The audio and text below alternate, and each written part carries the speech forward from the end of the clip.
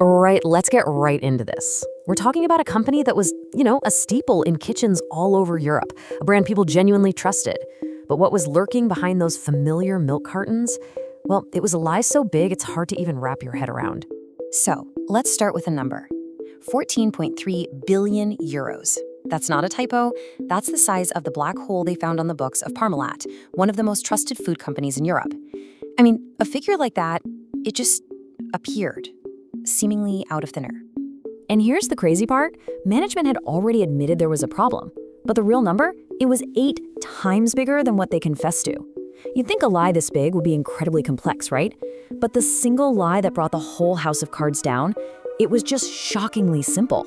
So here's the claim. A part of the company had almost $5 billion just sitting in a Bank of America account. Sounds good, right? Well, the reality was that account never existed. There was no money. The only proof they had was a letter that was basically a bad photocopy, a forgery. So that's the big question, isn't it? How on earth does a massive global company just invent billions of euros for more than 10 years? To get how that lie could even happen, we've got to rewind a bit. We need to look at the huge success story that this lie was created to protect. And it all starts not with some complicated financial scheme, but with something you probably have in your fridge right now: milk. Yeah, before all the scandal, Parmalat was more than just a business. It was a true Italian icon, a source of real national pride. And it was all built by one guy with unbelievable ambition. This is Callisto Tanzi. He starts out in '61 with a little family store, but he was a visionary. He was the one who pioneered that UHT long life milk, which was a total game changer for the dairy industry, and it made his company a global powerhouse. By the 1990s, the Parmalat brand was everywhere. You saw it on Formula One cars, they owned a major football team. Tanzi himself was a hero. His private jet was nicknamed the Airplane of God. I mean, that tells you everything you need to know about how people saw him. So what went wrong? Well, in the 90s, that perfect success story, it hit a major snag. The company was losing a ton of money on some of its businesses in Latin America. And this put Callisto Tanzi at a crossroads. He had a choice to make. He could admit there was a problem, admit that he'd made a mistake, or he could start lying. And you know what he chose? He chose the lie. For him, the image of success, the perception of winning, was way more important than the truth. He lit a tiny match, you could say, not realizing it was going to burn down everything he'd ever built. The first lie was almost quaint, if you can say that.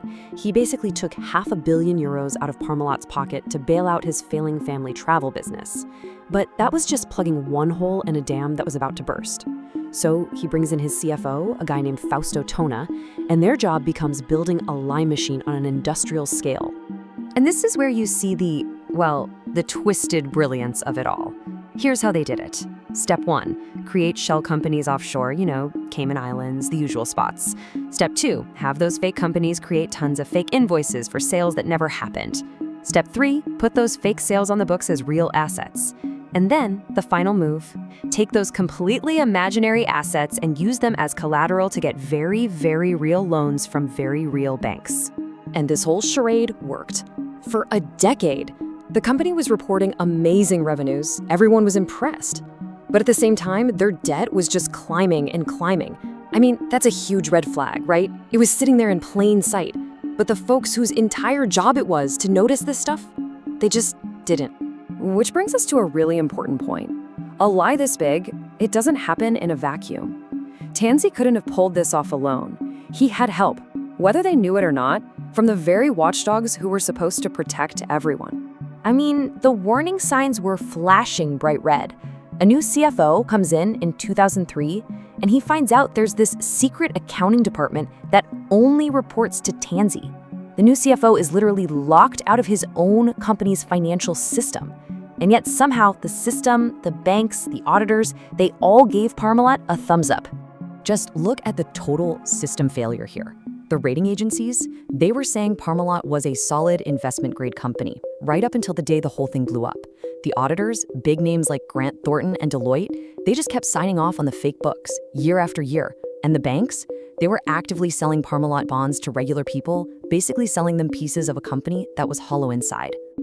So, okay, the lie eventually collapses under its own weight. It had to. But when it did, who really paid the price? It wasn't the big institutions, not really. No, the real cost was paid by the people who had simply believed the story. 135,000.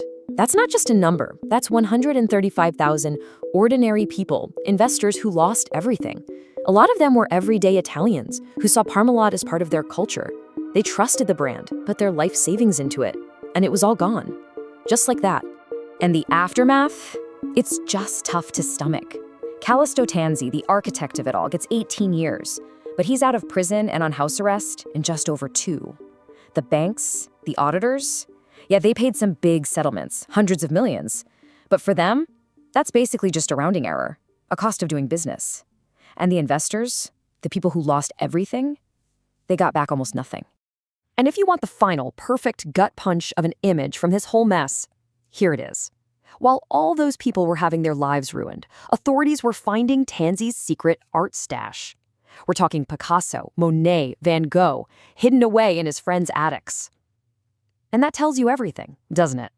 In the end, this wasn't about saving the company. It was about preserving the image of wealth, the facade of success, no matter who got hurt. So it makes you ask a pretty fundamental question. What's more dangerous?